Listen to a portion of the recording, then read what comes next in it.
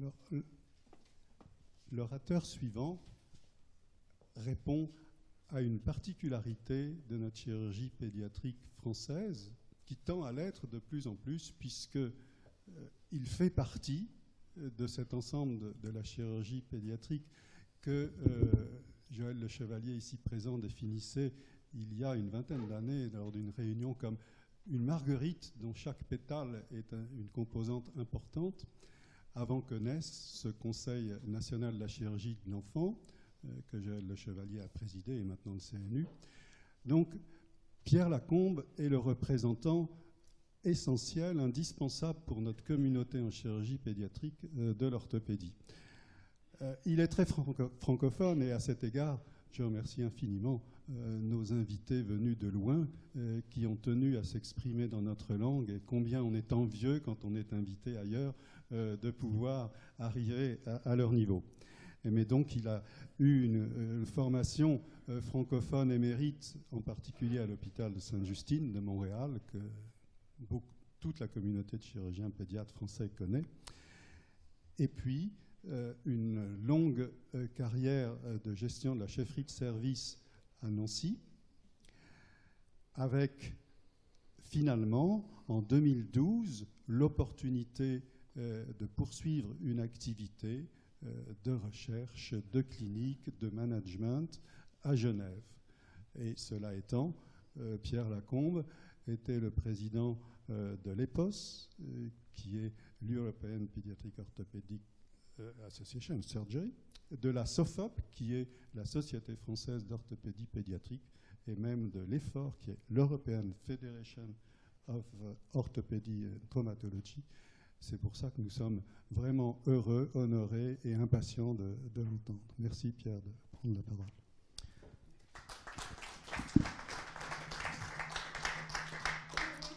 Merci Philippe pour trop d'éloges, Monsieur le Président, Monsieur le Secrétaire Général, Messieurs les membres de l'Académie. Alors je suis francophone parce que je suis français, hein, tout simplement.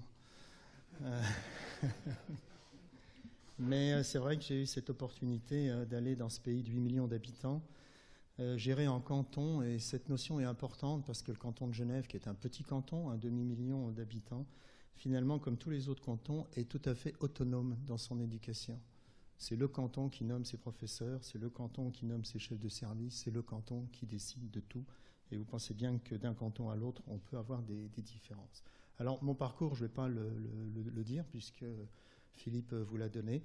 J'avais cette particularité d'être spécialiste en chirurgie générale, au sens de l'ordre des médecins, dans l'ancien système, on va dire, compétent en orthopédie traumatologie et chirurgie pédiatrique. Je fais un fellowship à l'extérieur. Je suis fier d'avoir été nommé PUPH en anatomie et je rends hommage à notre maître Maurice Laude, invité par Jean-Michel Rogez, lui aussi éminent anatomiste, comme il y en a aussi dans la salle.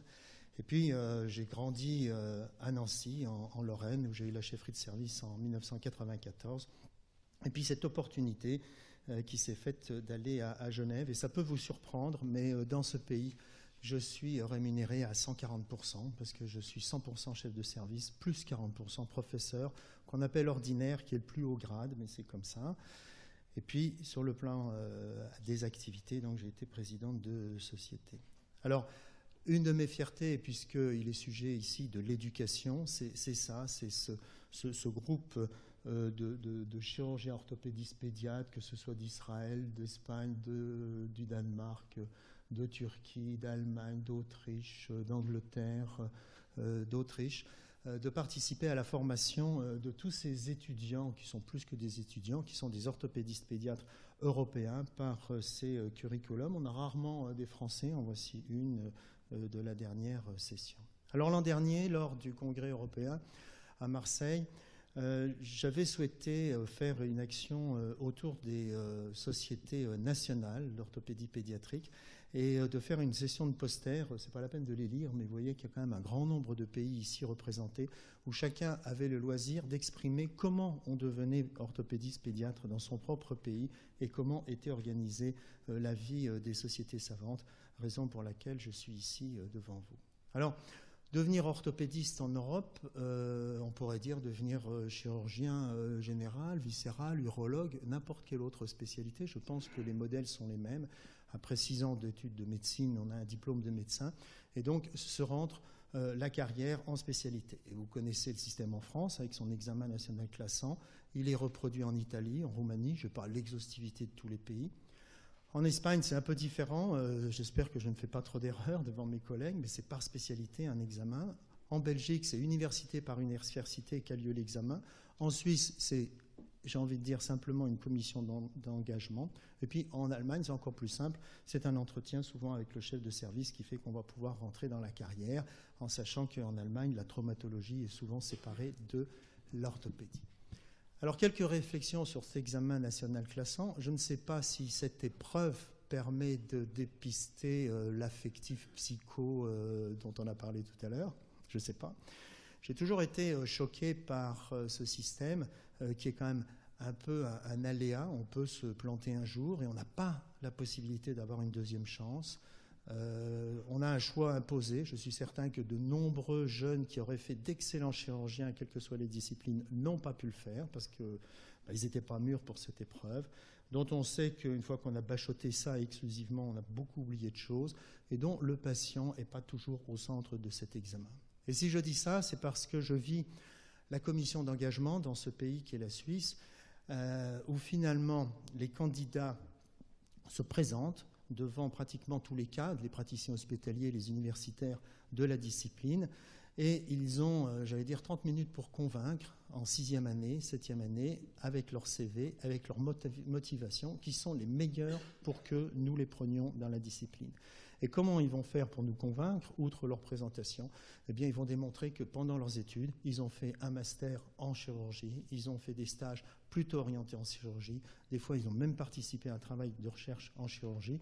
Et par exemple, en orthopédie à Genève, grosso modo, sur 20 candidats, il y a 5 postes. Il faut les sélectionner. Je ne sais pas si on prend les meilleurs, mais on prend en tout cas certainement les plus motivés. Et c'est la même chose pour les chefs de service, car quand un poste est libre et qu'on veut un nouveau chef de service, ce n'est pas le numéro 2 automatiquement du service qui est nommé leader, c'est une commission d'engagement. Et vous savez que le professeur Anouche, qui était ici à Paris, vient d'être nommé professeur d'orthopédie à Genève, alors qu'il avait contre lui les 2 candidats locaux, professeurs âgés de 58 ans pour l'un et 52 ans pour l'autre, qui n'ont pas été retenus. Vous imaginez comment ça a pu être accepté.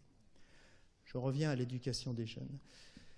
Cet internat, eh bien, cet internat, il dure 5 ans, il dure 6 ans, il est avec un tronc commun au départ. J'insiste un petit peu sur la Suisse parce qu'on a des formations obligatoires. Premièrement, une année de base qui est obligatoire, on ne peut pas aller ensuite si on n'a pas fait cette année. Et puis tout au long de cet internat, il faut faire un stage avec des expertises, il faut avoir fait preuve d'avoir fait son stage en radiation ionisante, être allé chez un orthoprothésiste, etc. Et puis les examens de contrôle à la fin, vous voyez que dans ce pays, vous avez des examens écrits, plus un oral, et là-dessus comptent des tas de choses, comme la participation obligatoire aux congrès nationaux, comme la participation obligatoire d'avoir fait au moins une communication orale, et encore plus une publication scientifique. Et des fois, cet internat, il est sans fin, parce que ils échouent, mais ça ne fait rien, ils recommenceront l'année suivante, et des fois, vous avez des chefs de clinique sans spécialité. En Belgique, c'est un petit peu différent, avec un peu moins d'examens, mais aussi quand même la nécessité de publication. En France, vous savez comment ça se passe. Et puis en Allemagne, c'est encore plus simple pour ce que j'ai cru comprendre. Alors, ce système FMH, c'est tout simplement la Fédération des médecins helvétiques, c'est l'ordre des médecins, on pourrait dire. Et vous voyez que pour être reconnu spécialiste, il faut avoir réussi des tas de choses, en particulier pendant l'internat. Et ça, je trouve que c'est très intéressant. Les voies d'abord, l'anatomie, un module, je parle de l'orthopédie, spécifique à l'appareil locomoteur et un module spécifique à l'orthopédie pédiatrique. Et puis le contenu qui est à la fois un oral et à la fois un écrit, un petit peu comme en Amérique du Nord. Alors, ça c'est pour devenir orthopédiste. Maintenant, pour devenir orthopédiste pédiatre. L'orthopédie pédiatrique, c'est quelque chose qui est peut-être un peu flou. Quand on est dans la filière d'orthopédie, on doit faire un stage pour certains pays en pédiatrie, mais ce n'est pas obligatoire partout. Il y a, à ma connaissance, qu'en Roumanie, qu'il y a une véritable spécialité d'orthopédie pédiatrique. Donc en fait, on est dans une orientation vers l'orthopédie pédiatrique, et elle se fait dans la majorité des pays européens, tous, j'ai envie de dire presque sauf un, par le passage en orthopédie pour un certain temps en pédiatrie. Et de toute façon, pour ce qui est la qualification de l'orthopédie pédiatrique, en fait, en pratique, et on le voit bien en France, c'est un exercice qui est de plusieurs années en CHU, et puis à la suite de ça, il y aura une activité qui sera plutôt hospitalière ici ou là. Joël Le Chevalier l'a bien démontré dans un de ses rapports.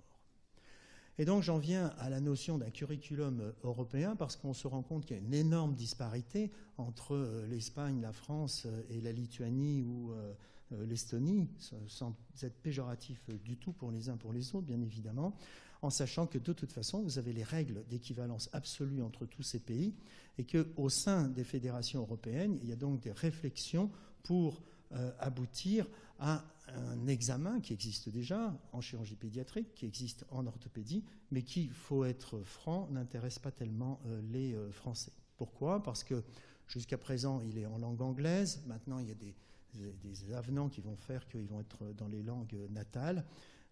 Mais les Français ne l'utilisent pas beaucoup. Pardon, je reviens en arrière. En revanche, pour les pays de l'Est, c'est sûr que c'est un atout énorme dans son CV, surtout quand on veut changer de pays, d'avoir cette qualification de l'UMS. Si on revient à la France sur l'orthopédie pédiatrique, là, on a la vraie double voie. Cette double voie, vous savez très bien qu'à partir du DS de chirurgie générale, eh bien, on peut s'orienter soit en orthopédie, soit en chirurgie infantile, et que ces deux voies vont permettre de former les orthopédistes pédiatres. Avec cependant une difficulté, c'est qu'à un moment donné, vis-à-vis de l'ordre des médecins, il va falloir choisir. Sommes-nous des orthopédistes ou des chirurgiens pédiatres ? Vous savez qu'il y a un lien très fort avec la chirurgie pédiatrique par le CNU et par le fait que nous travaillons ensemble dans les hôpitaux d'enfants.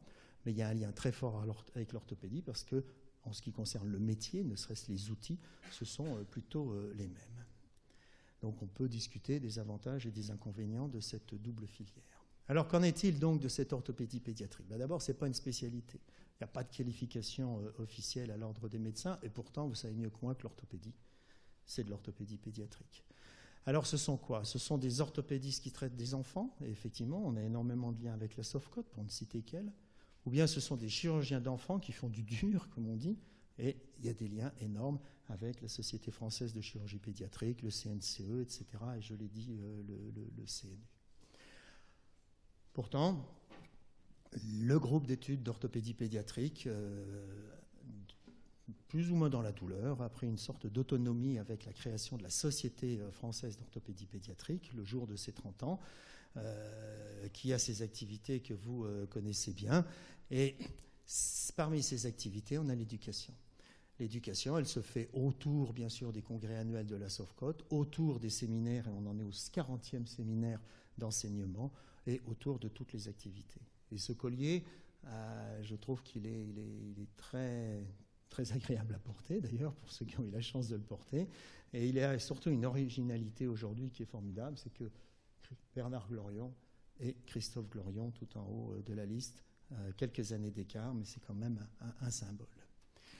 Alors ceci m'amène à parler de ce qui est non officiel, au sens non reconnu par nos gouvernements sur le plan de la formation, mais qui sont les sociétés savantes.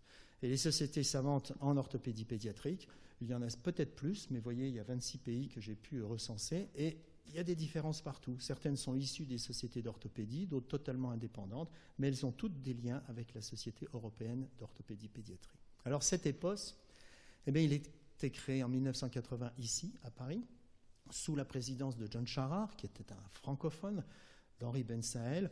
On reconnaît aussi Jacques Lefort de Reims, de Rouen, pardon, excuse-moi Joël, c'est pour toi que je l'ai mis en plus, excuse-moi. C'est le lapsus avec Lefort, Gérard. Désolé. Et donc ce petit groupe de 13 membres européens, petit à petit, a progressé puisqu'on est arrivé à plus de 400 membres et 51 pays. Et l'an dernier, à Marseille, avec Gérard Bolini, eh bien, on a fait le forcing sur cette relation avec les sociétés nationales. Alors on pourrait s'interroger sur le Vatican. Vous voyez que le congrès cette année qui a eu lieu à Rome, eh bien, le pape a reçu notre diplôme à parté. Un des buts de l'EPOS, c'est donc l'éducation. Bien sûr, Bien sûr qu'il y a la recherche, mais là, c'est l'éducation. C'est donc son congrès annuel. Et c'est avec une grande fierté que l'an prochain, à Barcelone, on va organiser le IPOSNA. IPOS, c'est les POS, la société européenne. POSNA, c'est la société nord-américaine. Et c'est la première fois qu'on va faire un vrai meeting commun qui sera peut-être la plus grosse manifestation mondiale jamais vue jusqu'à présent, avec un partage 50-50 de nos activités avec nos amis américains. Ce sont des cours de formation, vous avez des photos tout à l'heure, BAT, Basic, Advanced, Traumatologique. Ce sont des cours que l'on organise tous les 6 mois sous la forme d'une trilogie. Ça se passe à Vienne, en Autriche. Et c'est la suite de ce qu'on a appelé les Marie Curie courses, dans lequel Gérard Bonini était une des personnalités, des cours qui ont formé comme ça 50 Européens sur 4 pays. Et puis on a pris la suite avec une première, une deuxième, une troisième trilogie. Et on croyait s'essouffler. Vous voyez que dans la 4e qui est en route, on a plus de 150 participants. On a la possibilité pour l'instant d'offrir des bourses à ces jeunes. Et c'est vrai que les workshops, les séances plénières, etc., c'est quelque chose qui est pour nous très gratifiant de former ces gens et d'avoir, si possible, un niveau européen à peu près identique. On va dans les pays, au Kosovo, en Albanie, pour faire des sessions de 2-3 jours de formation de base. On reçoit et on organise des traveling fellowships avec les Américains du Sud. C'est en cours avec les Chinois. Et puis Joël, ici présent, a participé à l'organisation de tutoriaux, c'est-à-dire pouvoir inviter 2-3 résidents dans un service pour quelques jours. Et puis l'e-learning, et puis les réflexions européennes, on vient d'en parler. Alors, pour conclure, et pour lancer la discussion, et pour avoir participé à plusieurs systèmes, c'est vrai que le système français, il est élitiste. Les innovations, le Cotterell du Bousset, les implants magnétiques, l'ECMES de Jean-Paul Métégeau, c'est français, ça ne peut pas venir d'ailleurs. Mais c'est une formation autodidacte, individuelle, réservée peut-être aux brillantissimes. C'est souvent une carrière un peu franco-française chauvine, donc avec un certain manque d'ouverture, pas pour vous ici bien sûr, mais pour beaucoup de nos jeunes. Et puis c'est, et je suis désolé de le dire, mais une énorme inégalité de prise en charge sur le territoire. Je suis absolument traumatisé, c'est le cas de le dire, quand je vois un enfant traité pour une fracture du coude quelque part avec des dégâts qu'on n'aurait jamais dû voir parce qu'il n'était pas dans un hôpital universitaire. Le système nord-américain, vous le savez bien, fonctionne avec en permanence le résident qu'on brief avec les textbooks. Il faut qu'il réponde aux questions du textbook. Il y a quelque chose d'uniforme sur tout ce grand territoire et il y a une présence extrêmement importante des enseignants. Et si on vient en Suisse, eh bien, en Suisse, on a un rôle majeur de l'université. Quand je vous parlais tout à l'heure des 40%, il faut savoir que pratiquement tous les gens qui travaillent dans les hôpitaux universitaires sont des enseignants. Ils ont une carotte universitaire. Ils ne sont pas payés pour ça, mais ils vont avoir un prive-intendant, chargé de cours, enseignants, assistants, etc.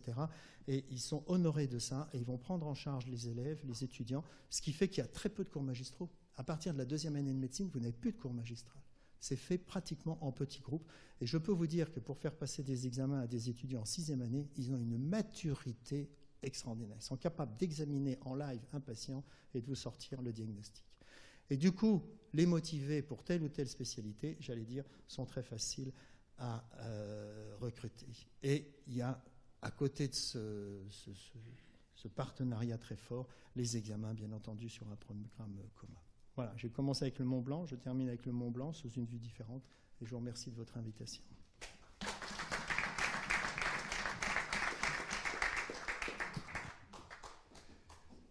Merci infiniment, Pierre, pour toutes ces informations, toutes ces pertinentes questions, à tel point que c'est Jean Dubousset qui, avec sa longue expérience, sa sagesse et son esprit de questionnement, va pouvoir initier le débat. Oui, je veux d'abord féliciter Pierre, Joël ici présent et tous les enseignants d'orthopédie pédiatrique en France, parce que c'est vrai que le travail qu'ils font est tout à fait exemplaire, avec toutes ces réunions, etc. Et je ne suis personnellement pas le meilleur pour pouvoir discuter d'un tel sujet, parce que je ne suis titulaire que de 3 diplômes.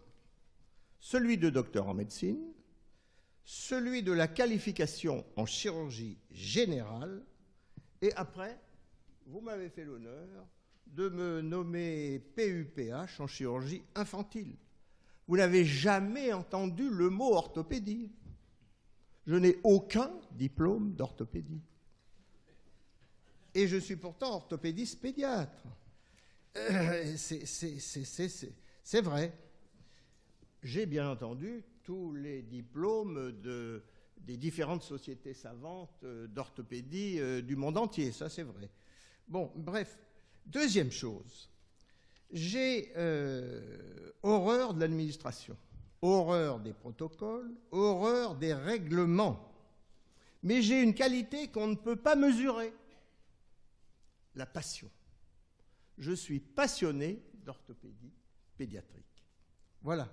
Alors donc, j'ai quelques réflexions à faire au sujet de cette orthopédie pédiatrique parce que j'ai eu la chance, malheureusement pour très peu de temps, d'avoir un patron tout à fait extraordinaire qui s'appelait Robert Méhari et qui m'a un jour dit une phrase que je n'ai jamais oubliée. L'orthopédie est un tout depuis la naissance jusqu'à la sénescence. Et alors, c'est quelque chose, son idée, c'était d'avoir l'hôpital d'enfants adossé à l'hôpital d'adultes. Et il faut bien reconnaître, comme tu l'as rappelé très brillamment, que l'historique de la prise d'indépendance de l'orthopédie pédiatrique dans notre pays avec Jean-Gabriel Pousse, avec Pierre Rigaud, avec Henri Carlioz, avec Bernard Glorion, ils l'ont pris parce qu'ils craignaient de se voir étouffés par les orthopédistes d'adultes. Conclusion, c'est cette évolution que tu as très bien montré, où on est soit dans l'orthopédie, soit dans la chirurgie infantile. Alors, excuse-moi, il faut reconnaître que, et ce n'est pas Joël qui va me dire l'inverse, que cette situation, dans certains endroits, est un peu boiteuse, si l'on peut parler d'orthopédie, et que, bien sûr, elle ne boitera plus lorsque dans chaque CHU, il y aura un service d'orthopédie pédiatrique et un service d'orthopédie viscérale.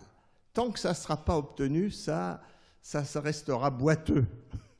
Tu as du travail. Voilà, ça c'est une chose.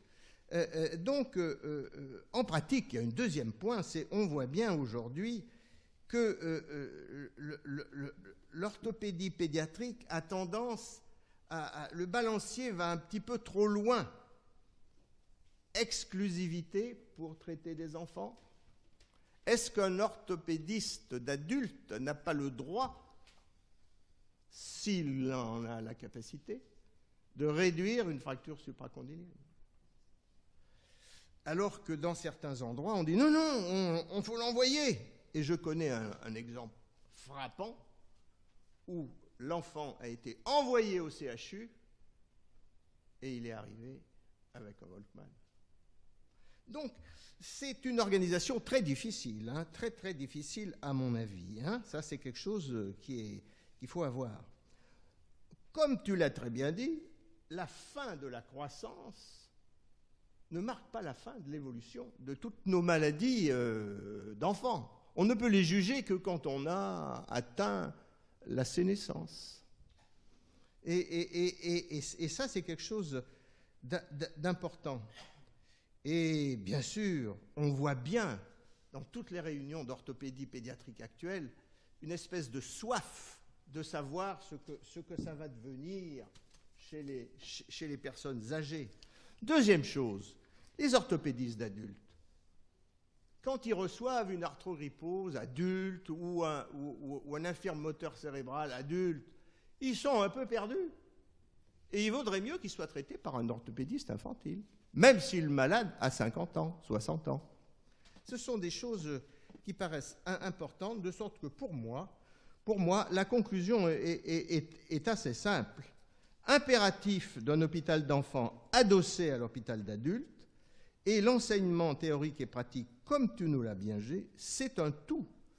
Et pour moi, cette évolution française me gêne un peu avec ce mot filière qui est organisé très tôt au niveau de l'internat et que personnellement, je me rappelle quand même que dans mon service, faisant un abord antérieur, l'interne de 4e année qui était devant moi n'a pas reconnu l'urtère. C'est quand même un peu désolant, c'est le moins qu'on puisse dire. Donc, personnellement, je ne souhaiterais pas que c'est une spécialisation trop rapide, trop vite. Personnellement, mon point de vue pour la formation, c'est bien entendu suffisamment de chirurgie générale au départ, parce qu'il y a qui n'en ont jamais fait, de chirurgie générale ou de spécialité, c'est pas gênant ça. Mais ça, c'est vous, les travailleurs dans les ministères et compagnie, pour essayer de faire évoluer cette chose-là. Suffisamment de chirurgie générale au départ. Pour moi, il en faudrait 2 ans. Et puis après, bien sûr, pendant l'internat, au moins 1 an d'orthopédie d'adulte, au moins 1 an d'orthopédie d'enfant, pour tout le monde. Et c'est qu'après que les affinités personnelles vont orienter vers tel ou tel quoi. Et bien entendu, le board, à la fin, comme tu l'as très bien dit, il faut qu'il s'établisse en France. C'est mon point de vue. Il n'existe pas et il faut qu'il le devienne. Voilà. Et bien sûr, il ne faut pas aussi supprimer la vie des maîtres. La vie des maîtres. Et bien que n'étant pas maître, j'ai orienté un chirurgien à ne pas faire de chirurgie alors qu'il était dans le niveau chef de clinique.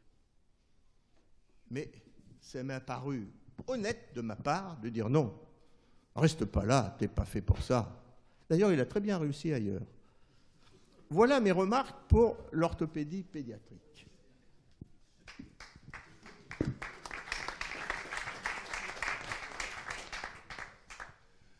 Alors bien sûr, sur ces interventions toujours très toniques et passionnées de Jean, c'est à Pierre qu'on donne d'abord la parole et la réaction, et puis si vous avez une ou deux questions... Non, je préfère que vous... Non, donnez vos questions, parce que répondre à Jean, on ne va pas s'en sortir. Ça va être long. Monsieur Dubois. Oui, je crois que c'est une très bonne chose que Jean Dubuisset n'ait jamais eu de diplôme d'orthopédie. Moi, je suis très hostile à toutes ces cloisons, toutes ces filières. Et il parlait de Robert Méhari, que j'ai bien connu. Et à l'époque, j'ai été son externe quand il était interne chez M. Quenu, et il faisait de la chirurgie générale. Donc pas trop de cloisons, et puis surtout la possibilité de changer en cours de carrière éventuellement. Je crois que c'est très dangereux, ces multispécialités, mini-spécialités et cloisons surtout. Oui, Joël. Évidemment, j'ai envie de dire un mot parce que le travail qu'a fait Pierre Lascombe est extrêmement intéressant pour son ouverture sur la vision européenne et même mondiale de la formation des orthopédistes pédiatres. Et il faut savoir qu'en France, on est victime d'une, je dirais, bienheureuse schizophrénie partagée entre la chirurgie pédiatrique. On a vu dans les 2 premières présentations que quand on parle de chirurgie pédiatrique, il s'agit de la chirurgie viscérale pédiatrique. Vous avez entendu que Jean Dubuisset a parlé même de l'orthopédie viscérale tout à l'heure. J'imagine que c'est un signe aussi. Mais en tout cas, plus sérieusement, nous avons une proximité scientifique, médicale, qui est celle avec l'orthopédie, pour toutes les raisons de filiarisation des pathologies de l'enfant jusqu'à la sénescence. Et en même temps, on a une proximité hospitalière avec la pédiatrie qui fait que, historiquement, en France, c'est vers cette proximité autour de cette proximité que se sont développés le CNU, le collège, la formation de nos chirurgiens pédiatres. Et la question qu'on peut se poser, c'est est-ce que l'on a vraiment les moyens de s'offrir le luxe de cette schizophrénie, dans la mesure où sur un peu plus de 500 chirurgiens pédiatres en France, un peu moins de 250 orthopédistes. Nous sommes donc une toute petite collectivité qui, en plus, qui exerçons de façon exclusive l'orthopédie pédiatrique, mais on sait que ce n'est pas vraiment le cas dans beaucoup de pays européens. Et on sait aussi que, comme l'a souligné Jean Dubuisset, il est très important que les orthopédistes adultes, qui sont beaucoup plus nombreux sur le maillage territorial français, et qui doivent avoir une culture de base sur la traumatologie pédiatrique que l'on ne peut pas assurer à 250 au niveau national. Donc cette schizophrénie, elle est constante. Alors on peut remercier nos collègues d'orthopédie et en particulier Hervé Tomaso au collège qui a défendu et qui continue à défendre le passage en orthopédie pédiatrique dans le cadre de la formation d'un chirurgien orthopédiste, qui continue à défendre, comme c'est le cas au niveau européen, la connaissance, la culture de la traumatologie pédiatrique dans la formation d'un orthopédiste. Mais il est vrai qu'on est en permanence confronté à cette préoccupation de savoir est-ce que l'on peut se permettre d'être avec un pied chez les adultes, entre guillemets, et un pied chez nos collègues viscéraux avec lesquels on travaille au quotidien en partageant toutes les équipes.